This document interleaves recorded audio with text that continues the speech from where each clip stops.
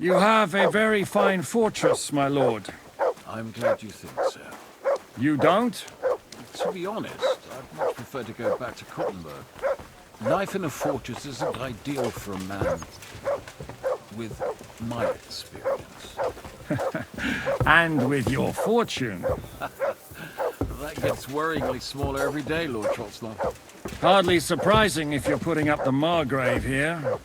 No, that's more down to his Hungarian cousin, if you get my meaning. Perfectly, my lord.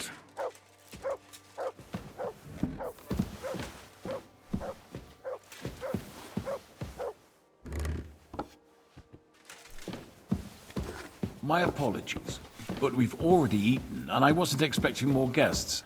I wouldn't want to give the impression that I'm feeding you with leftovers. Not to worry, Sir Peter. The leftovers from the Margrave's table are still a banquet for us.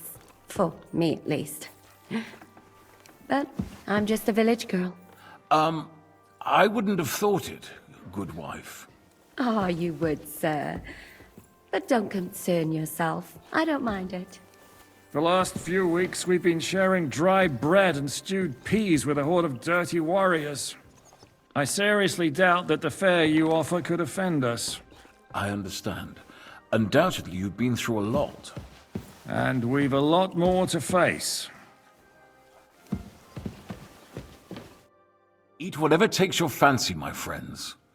You look like you've had a hard journey. The journey wasn't so bad, especially compared to what came before it.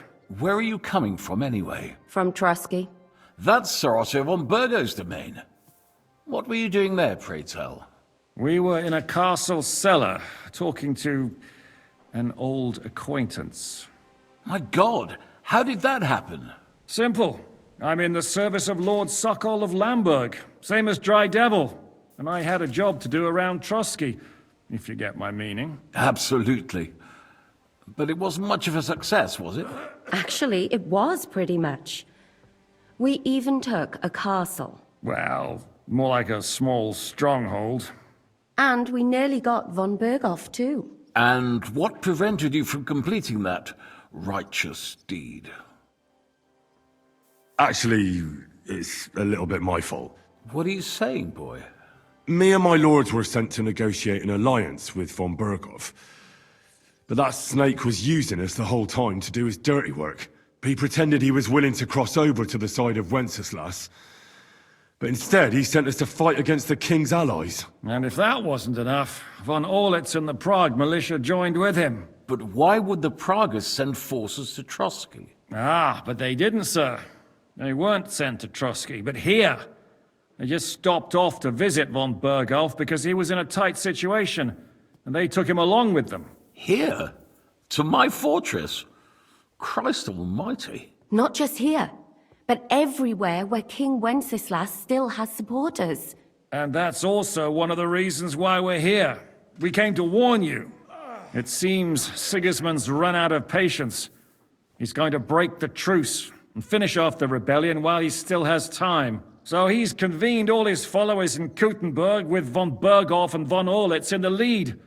It's just a matter of time before the battles begin. We've got to secure the fortress quickly, stock up on supplies, reinforce the guard and drill the troops. But I'm grateful to you, friends. Wait here. I'll have the best wine I have brought to you. Bring that red from Burgundy right away. You might want to save some for Jobst.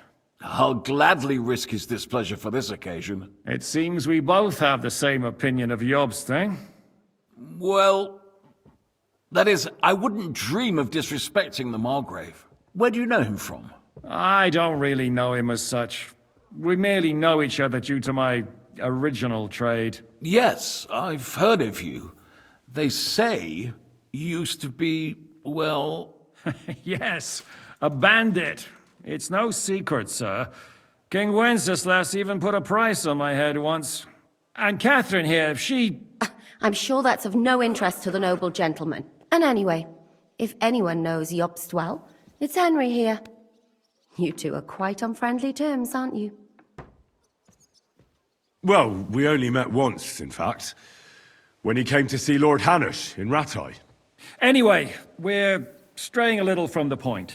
As I said, one of the reasons we came here is to warn you. And the other reason goes by the name of Hinek, the Dry Devil. Where is he? Well, he was here for a while, at my invitation. Was here? So he's gone? Where did he go? I couldn't say. He didn't part quite on the best of terms. That's quite normal for him. Don't take it to heart, sir. I had no issue with him. It's more about Margrave Jobst. When he met Hinek, he was somewhat disturbed. Disturbed? Why? Well, let's say, after an exchange of opinions, they agreed it would be best if they saw as little of each other as possible.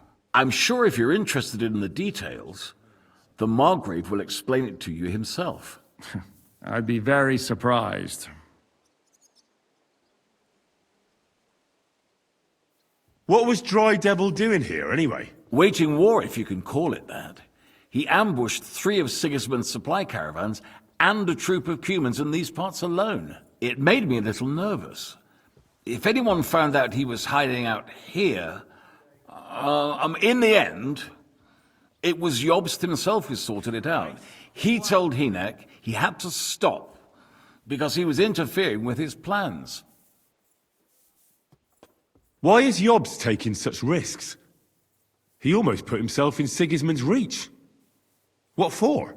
To do what he's been doing all his life.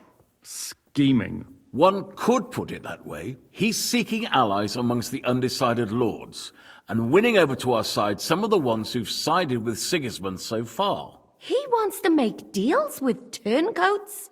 Alas, that's the way it goes in politics.